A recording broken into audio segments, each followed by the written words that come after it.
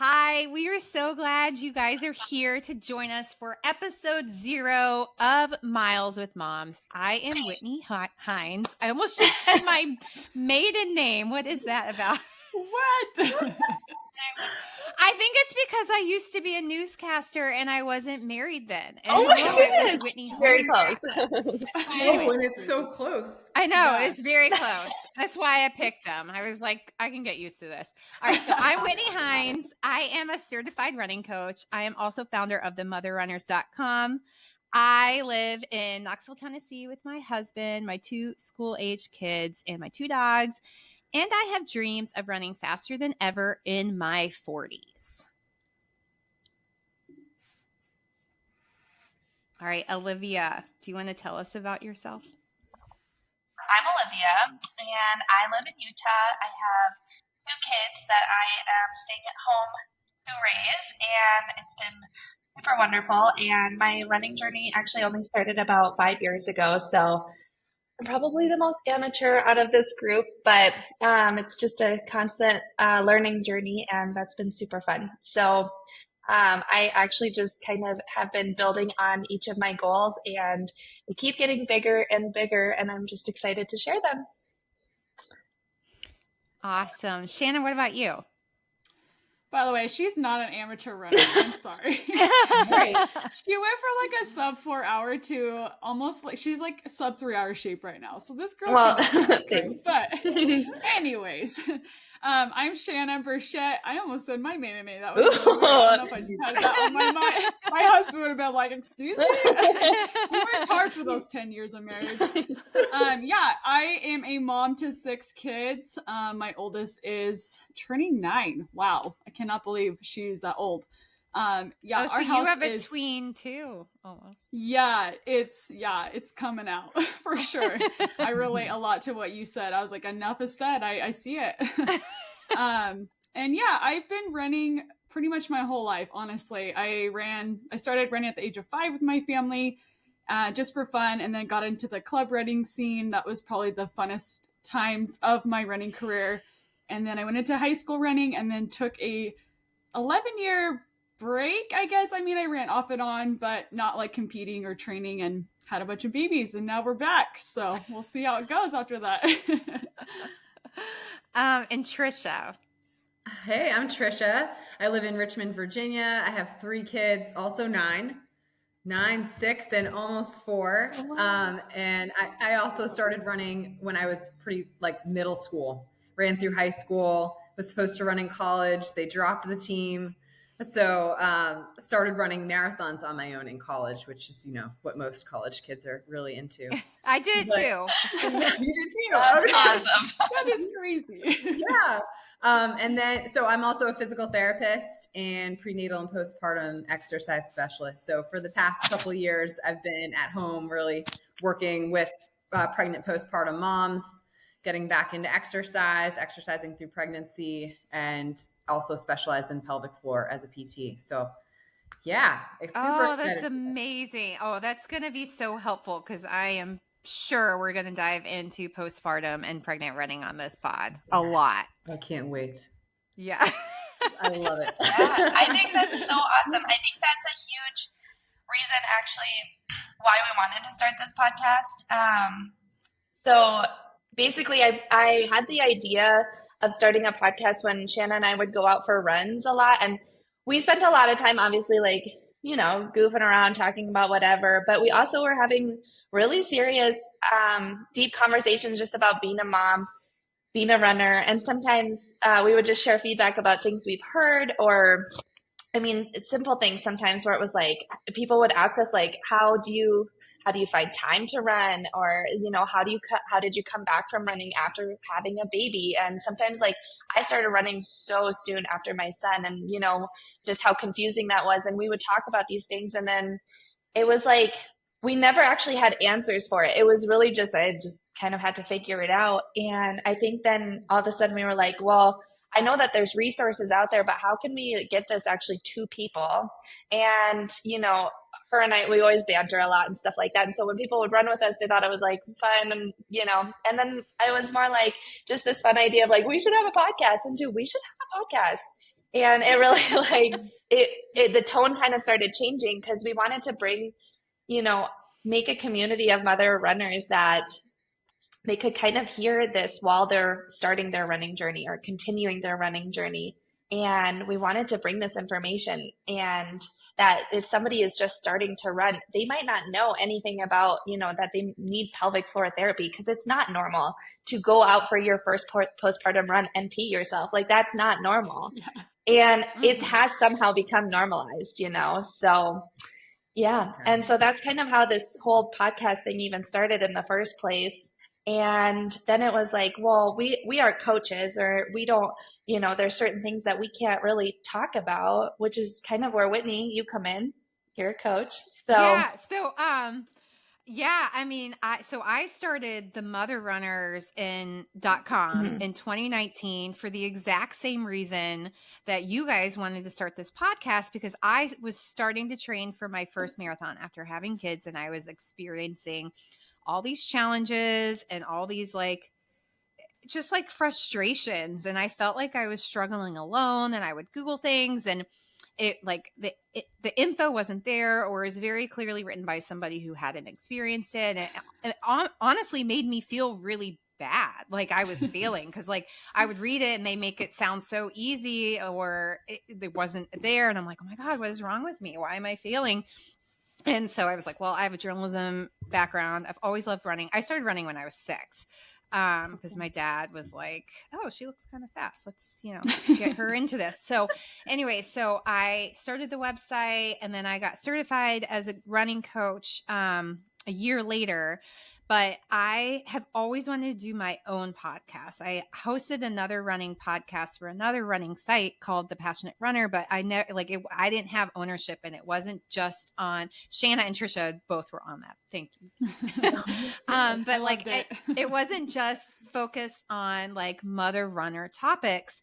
And so when I started running with other moms, finally, when the schedule would allow for that, I realized I wasn't actually didn't have to struggle alone, that what I was going through, so many other women go through. And it just made me feel so much better. And if, we would workshop different ideas and brainstorm if we were having a hard time. And it was truly a therapy session. And so the website I wanted it to be a platform for other women to not have to struggle alone, and to also get the tips and training advice that they needed to succeed and be their best on and off the roads.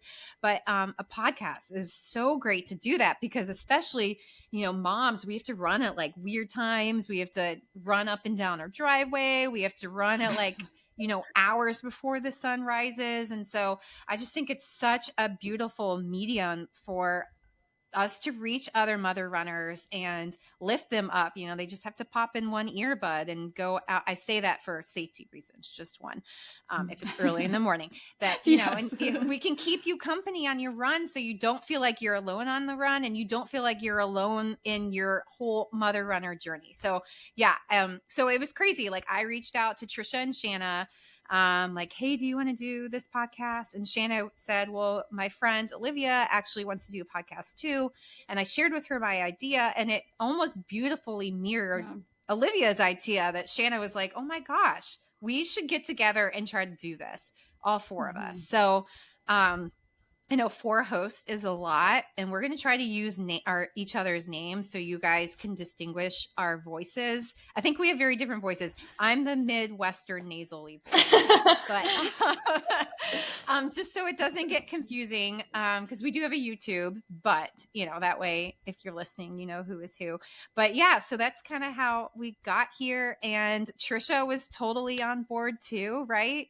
Yes. Yeah. And being on or hosting a podcast was never even on my radar until you reached out to me. Right here. I had been on other podcasts before and always loved being a guest, but it never crossed my mind. But when you came to me and just proposed what you had in mind, I got so excited, because that has always been the main focus of my whole Instagram account. And the reason I started that was when I was pregnant with my second. For those reasons, there's just not a lot of information out there. And even with my background of being a physical therapist, even I didn't know what to expect and what is okay and what is not in terms of running and exercise during pregnancy. And so in sharing my journey and experience, both during pregnancy and postpartum, and how running fits in with the craziness of motherhood, that has just like really like fired me up just to spread that word to other moms and help them not feel so alone. So when you approached me with this, I was like, yes, like this fits in perfect to everything that I do. So I'm so excited for this. I think all these moms are going to love this. I think so. I think so too. And I love that we all have like the same mission. And our Instagram handles, our Instagram accounts, are all kind of all in the similar vein of we're in this together and you can do it and it is possible. And it's going to look different in like the different seasons of life that you're in. But like, we are here to lift you up in like whatever season you're in. And so, it's a dream come true for us to be recording this episode 0, because it's been something that I've like wanted to do for a really long time. So thank you for being here. Thanks for getting us rolling. So in this episode, we want to talk a little bit more about our journeys, our histories, because I think we all have varied backgrounds. And the hope is that with 4 different hosts, you listening at wherever you are, if you're in the car line or early in the morning or doing the laundry, whatever, can relate to one of us, if not all of us. And so, I want to use the rest of our time to just kind of talk a little bit about our running journeys and who we are. So that you can get to know us. Always feel free to reach out. We're Miles with Moms podcast on Instagram. But sorry, I had to think about that. I'm like, did I add? It's all new. We all just started this week, so it's not like stuck in the brain yet. So I don't. Tricia, do you want to get the ball rolling with your running history? I know you said you started Sure.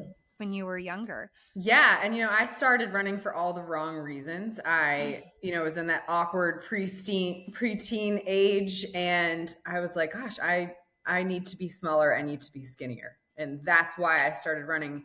And it snowballed. And I have a long history with eating disorders. So really it was all for the wrong reasons. But long story short, it ended up actually really helping me in my recovery with running, because one of my doctors used it as kind of a bribe. Like, hey, if you start putting on weight, then we'll let you run a little bit more. So it became like this, like, such a huge passion and love of mine, but it actually helped me in massive ways out of eating disorders.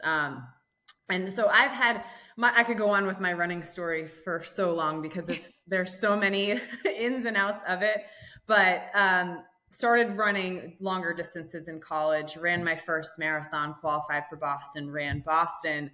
And then it just like, I just ran all these marathons repeatedly up until I had kids. And then I was like, how many? I want to know how many. So 10 total. Oh, wow. That's crazy. Wow. Yeah. I've only run one marathon after kids. And then most recently have gone into the ultra trail world. Which is crazy. So we have to get to how you landed there. Yeah. Okay. So, very bizarre, weird story with my running is that, so I ran all these marathons, like running was just who I am and such like a central focus of my life. And that was kind of stripped from me a couple of years ago, very suddenly, where I would go out on runs and have a sensation that I was going to fall. And through a lot of doctor's visits, brain scans, all of these workups that took a couple of years, I was finally diagnosed with a vestibular disorder, where my vestibular nerve in one ear, which is in charge of your balance and coordination, they think was impacted by an inner ear infection. And so it pretty much wiped out that nerve. And what happens is the nerve doesn't regenerate, but your brain can compensate for the loss to a degree. So I have 65% loss. It's like totally gone. And so through a lot of vestibular PT, I was able to start regaining ability to run. It was very weird, even when it was at its worst, where I just would feel constantly dizzy, worse when going outside. And the only way I could run was holding on to a stroller or running on soft surfaces. So I would go and run around soccer fields, like 13 miles around a field. So I really, yeah. Like another level of crazy, which brought me to ultras, because someone was like, hey, if you are that nuts, like this is what you should do. Well, totally, because there's like those backyard ultras. You remember that became popular during the pandemic, where people would just run for like miles and hours in their backyard. Yes. Yeah. Like a mile, like, yeah. And like stroller running, I always was really big into stroller running with my kids, because from the moment I became a parent, I did a lot of solo parenting. And so the only way I could run, I didn't have a treadmill at that time. I didn't have access to a gym. The only way I would run was with strollers. And it was the only way that my first kid would sleep, because he was that's huge. I totally get that. Yeah. This is the only way you'll sleep. I will run all day. Yeah, exactly. So stroller running, like I have such an appreciation for it, because it was the only way I was able to do any kind of running a year ago, 2 years ago. And it's still, like, to this day, I'll still push both my girls in the double stroller, and my son will ride his bike. And it's just like the best bonding experience and time that I have with them. And it kind of brings the best of both worlds into the mix, you know, my love of running, my love of my kids. But yeah, so ultras, I ran my first 50K trail run, which was literally straight up a mountain. Oh my gosh. Beginning of September. And I was like, yes, like this is amazing. It's just, that's awesome. It's such a different vibe than road racing. Like the people, there's better snacks. The food is really I've heard good. that it is totally a different vibe. It is. That's awesome. It's totally different. Like everyone's just so laid back. Even at the start of the race, like, you know, a road marathon, you're looking around, everyone's like in their own zone. Totally. This is like, people are just like hanging out, chit chatting. They're like, okay, go. Go, I guess. That's wild. Yeah. So I'm totally sold. I have other plans. That's so fun. I'm like the opposite of that right now. I'm like, well, maybe one day, but I'm like, I have like things to get done. That's how I feel right now too. I always thought that I would be an ultra marathoner. Like I thought that's where I would be, because before I had kids, I was so into hiking with my dogs, and I like had all the coolest hiking gear, and I just thought it was the best. And when I had my son, I bought a cool hiking backpack, and I was like, this is going to be my jam. And so I had my son. This is just a really quick segue. And I signed up for a 15K like trail run with my husband.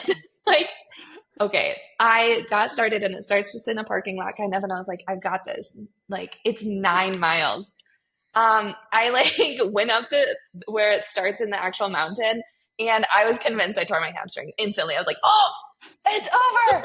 And my husband's like, oh my gosh, you have run marathons. And it was the first step. It was like, barely made it off the pavement. And it was, it's over. It's over. So I'm like limping up this mountain. We're not even a quarter of a mile in. And anyway, it took me so long. And my husband, he's just like powering through, who's not a runner at all. And so you come back down the mountain. I thought I was lost the whole time. So I decided I was going to take pictures on the mountain, all this stuff. And so whenever they pop up, I just laugh, because I'm like, what was I doing? Like, this is crazy. And so then I roll down the mountain and all this stuff. And then it does end on a trail. And I actually caught up to my husband there, because he's not a road runner. And so we ran the whole thing in together, which was great. But he was like hours ahead of me. So I don't know what he was doing, but it was so funny. Like, and so anyway, I just went past that trail again, and like where it ended. And I thought that we were like in this crazy mountainous area, but we weren't. I just wasn't familiar with it. I live in that town now. So it's just, and so I've never signed up for another one, and I don't know if I will, because I can convince myself that I injured that hamstring so quickly. That was crazy. It was so steep. So Yeah. Yeah. That was this one. It was I like love that. 7,000 I'm just feet of picturing elevation. you. I'm That's just picturing crazy. you like throwing yourself on the trail, like it's over. it was Not like traumatic at Like all. what is over? Yeah. The race? You're My running life. your life? it Like all felt like it was over. It was so steep. I know that the people next to me were like, what is she doing? But you run any incline runs with Olivia up any major hill, and you'll hear some colorful words come out of her mouth. Well, she'll do it. She'll do it, and she'll do a good job at it. But she will cuss her whole way up to the top. I will. I don't know what it is with hills. I act like I've never You're seen good at them them. before. Every time, like I called my you husband. guys like live. You have mountains everywhere around Yes. you, don't you? No, yeah, Yes. I most definitely do. And she's at altitude now too. Yeah. So she's really getting a dish for her money right Yeah, now. I'm just Just out there, Yeah. just cursing the entire time you run. yeah. Yeah, the other day I had Shanna come up here and run with me, and we were both so out of breath, and we were like, this has got to be a hill. This has got to be like a 6 or 7. It was dark. It was dark. It was We like could 6 not a.m. in the see. morning. It was dark. And Yeah. we were both just like breathing hard. We're like, why are we breathing so hard? And then we come back the other direction and we're flying. We're going like 640 pace and we're just flying and we're talking. And I was like, that's why we were out of breath. We were running up a mountain the whole time. Yeah, it's true. I called my husband in the middle of my last race, and which is not a hilly race. And I look at the course map just every once in a while to remind myself of it. And but I did call him at mile 17 and I was like, it's so hilly. Through my AirPods. It wasn't. I just get really dramatic over them. I don't know why. But All right, so trail running not in the near future for you. So how did you get into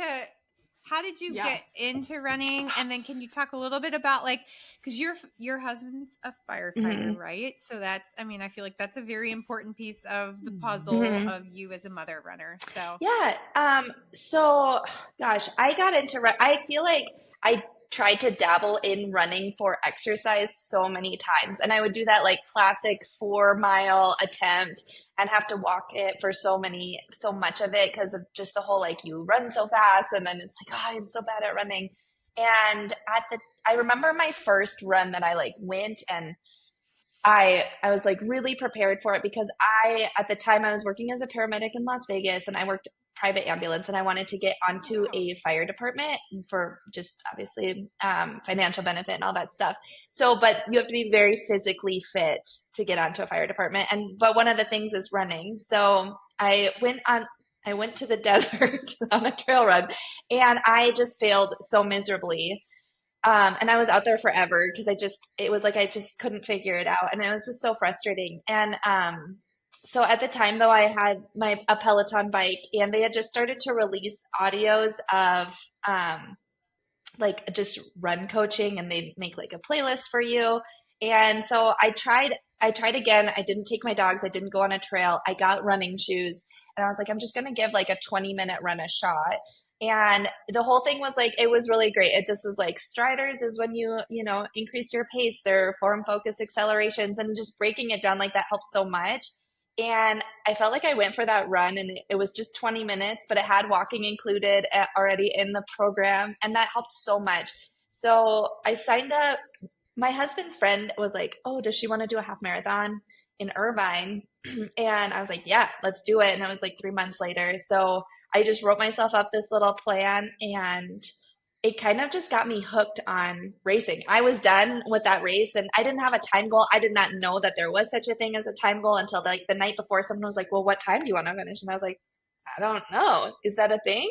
And I just like, I had no idea, but it was so simple, it was just like this really simple thing that going out and running this race, and it was in the rain, and I love rain, and it was in Southern California. So I just fell in love with racing, and I was like, I want to do a half marathon every month, which didn't end up happening, but I signed up for a marathon then, and I didn't have kids at the time, and I thought I was going to go run Salt Lake Marathon and get a Boston qualifier, and then hopefully run Boston the next year and kind of be done with the marathon, because after I ran Salt Lake, it was so painful.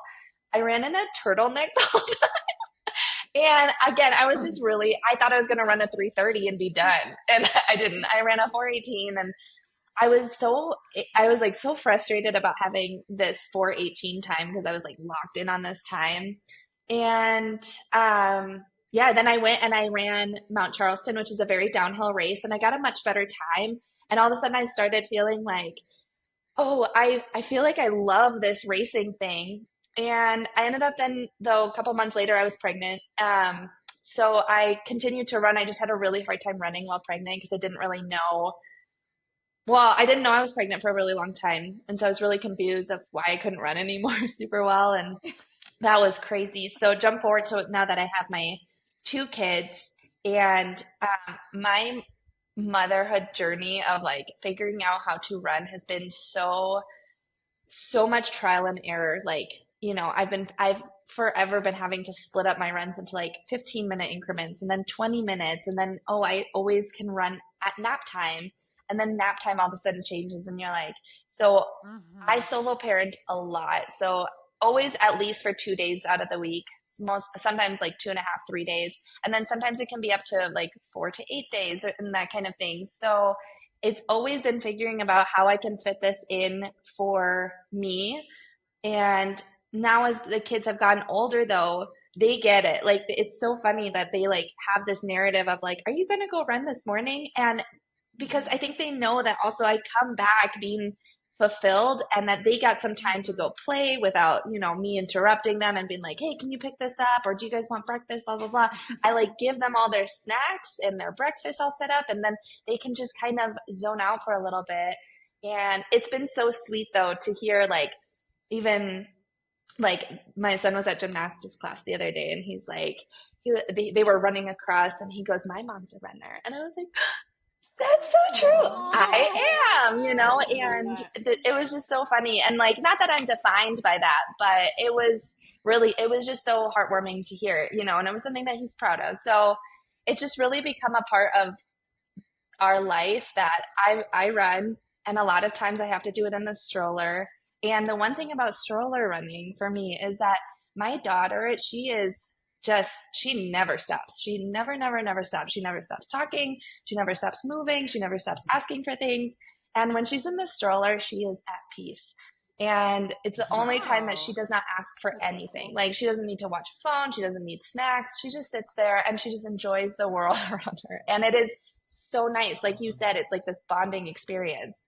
And she asks all the time to go for stroller runs. And I don't always love it as much because if I can, sometimes opt. You just want to zone out. Yeah. Yeah. So, because my son, he does require a lot of snacks and things like that still. So, yeah. So a lot of my journey with it has just been, it truly is trial and error.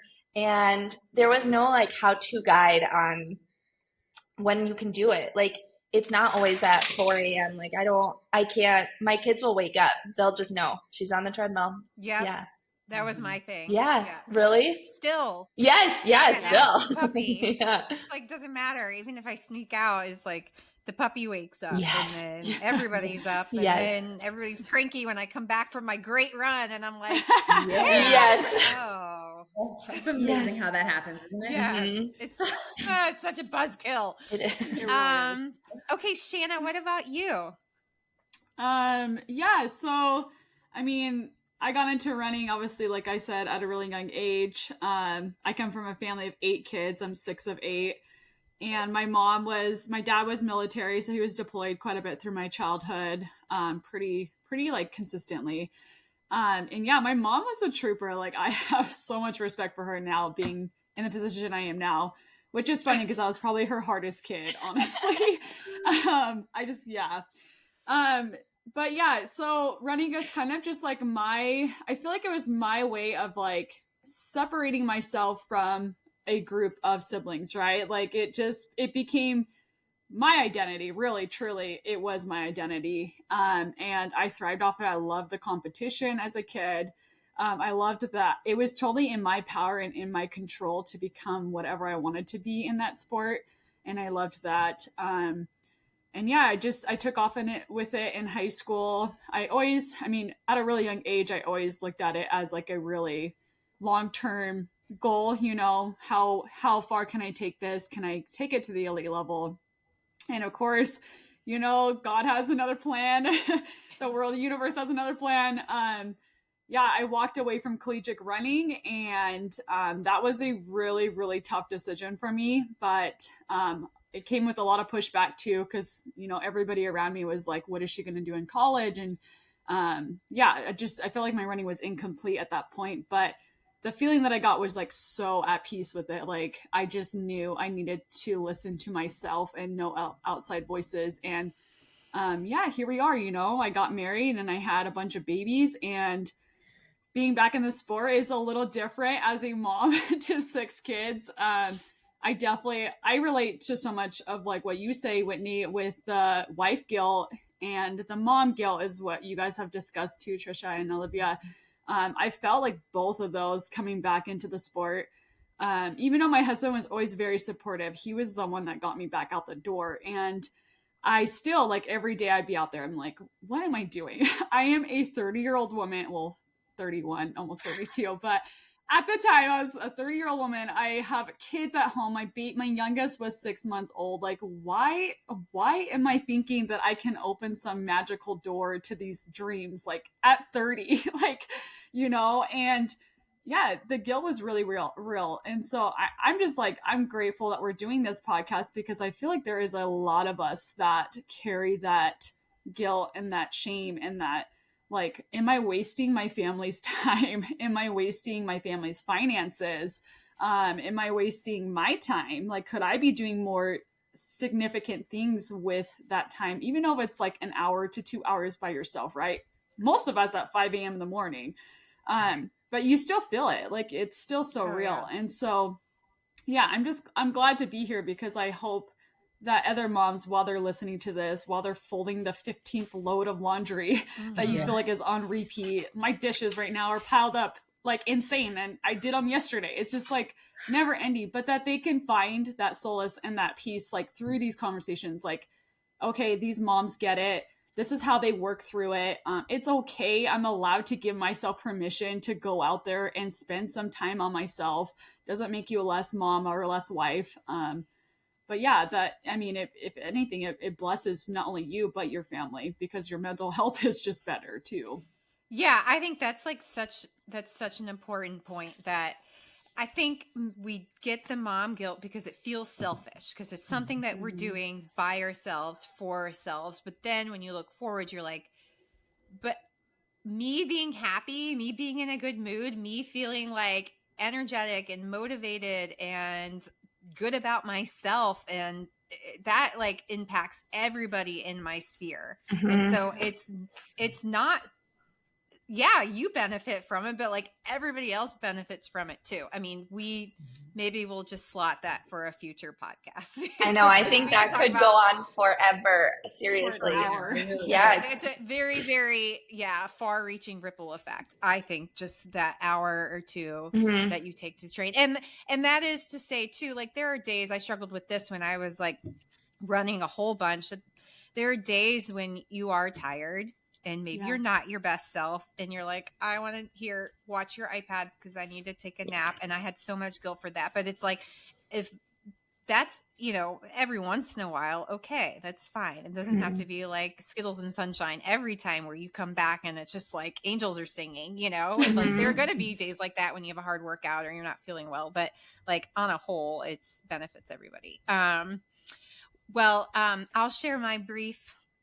Well, it's not brief. I mean, I'm 43 years old. I've been running since I was 6. So it is not brief. So but I started running. My dad got me into running, and I ran as a kid and ran throughout. Did not run in college. I talked to my university's coach, and he was like, well, you'd be the slowest one on the team, but you could walk on. And I was like, I'll just enjoy my college career. So it's fine.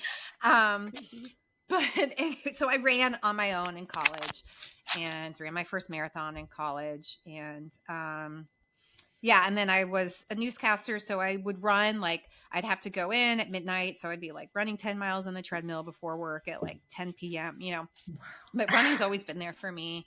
But I never knew what I was doing. so then when I became a mom, like a couple years later, I became friends with a woman in my neighborhood who had just gotten the OTQ, Olympic trials qualifying time, for the marathon. And she and I started running a bunch together, and I started, being coached by her coach, who I had known already, but I was just like, I don't deserve a coach. Because like back then, it's like you think, oh, you have to be like this super elite runner to have a coach. It's not true. Run coaches can help anyone. But anyway, so yeah, then like I started to learn a lot more about running and started to become competitive.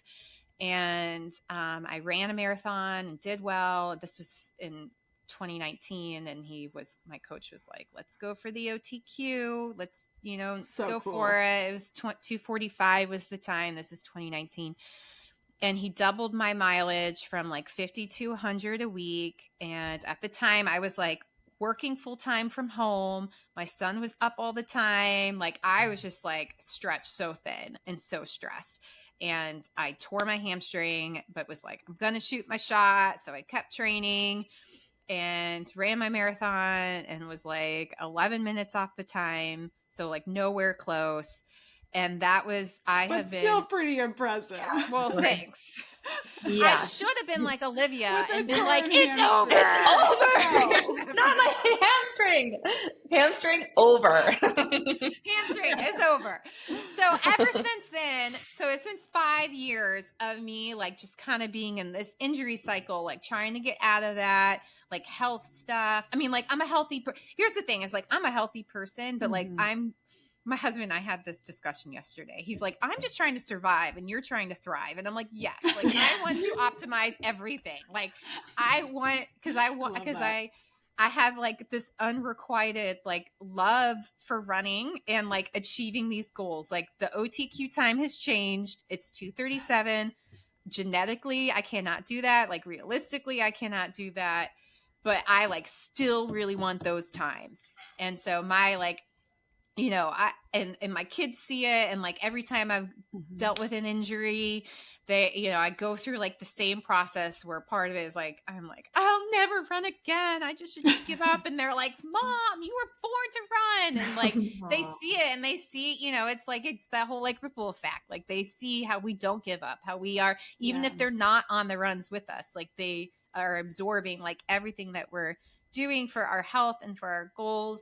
And so, and they see how like we're in a good mood when we come back, even though, the rest of the household sometimes may not be, but, so that's kind of where I am with my personal running journey. Like I've been coming back from a labral tear this year.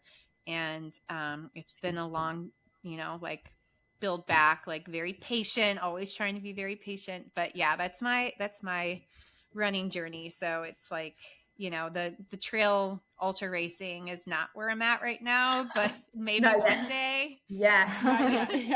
Not yet. Like, I feel like you just downplayed your story over the past couple of years too, because exactly you have gone through so much, but you always keep coming back and you are just like so inspiring and so motivating. And I know that even though you've probably had some really hard times dealing with these things, like you never let that show. Like, oh really? Like, you're sweet. I feel like every time I do, people unfollow me. Like I do like I'm sad, I can't run, and then like I get like 50. It sounds like they don't deserve to follow you. Yeah, there you go. Right. Because even though like if you share that, I mean it's being totally real, because who's going to be injured and be like, oh yes, thank God. Yeah. Great learning opportunity. And I feel like you truly did try to do a lot of things right. I mean, at least recently, you really tried to dial in everything. And it's like, sometimes we're just dished, excuse my language, shit. When we don't want it. Like when we do everything right. Like, and I'm such a firm believer, like injuries are given to everyone at some point. And it's just, sometimes it's just a matter of when. But I agree. It may not be genetically in your system to run that time, but grit and determination and discipline go way further than genetically anything. I honestly, I was gonna say what you did, like Whitney, what you did was you just put a limitation on yourself, and like taking down that limitation is with grit and like that's. You got to take like those limitations down, because at least you'll always have known that you gave it your best shot, right? And 100%, I agree. Yeah, and I'd love to talk about limitations, because I think that's, as moms, that's exactly, I think everybody puts limitations on themselves, but I do think that as moms, we do it absolutely nonstop every single day. It's because we put everything else before ourselves, and then like we look for little pockets of the day to go and run and things like that.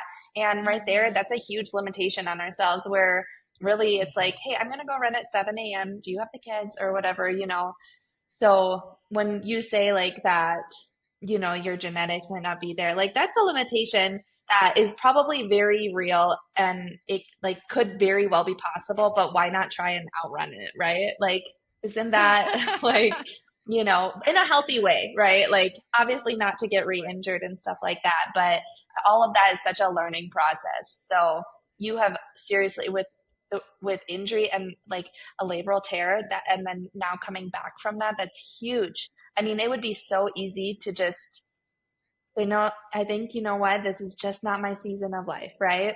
It would just be so easy to say that. So yeah. Oh, well, thank you guys. It's very uplifting. Yeah, well, I just, the sport gives us so much that you just can't like it can't, like, the benefits far outweigh the negatives of it, or the positives outweigh the negatives. So it's like, I love it too much that I just keep coming back to it. And I get angry anytime I'm wondering if you guys are the same, who are like, maybe you should try something else, like maybe you should try pickleball or like yoga. And I'm just like, you don't understand. Like, nothing's like running. It's so true. Yeah. It's so true. Oh. Yeah, I got that. They don't want to see me out on a pickleball court. I have no coordination. Exactly. I run because I am not coordinated. Exactly. Just see me dance. And I just want to be by myself. Yes. I know. That's true too. Yeah. I know. Or I want to run with other like moms. Yes, exactly. Get it. Exactly. Totally. Well, this has been I think it's been a wonderful first episode, or episode 0, and I love learning more about you guys too, because we've all connected via Instagram, but we've never met in real life, and so like this is super fun. Yeah, it is. This is perfect. And I want to thank everybody who tuned in to our episode 0. Thanks for making us a part of your day or your run. Okay, I'm gonna Yay!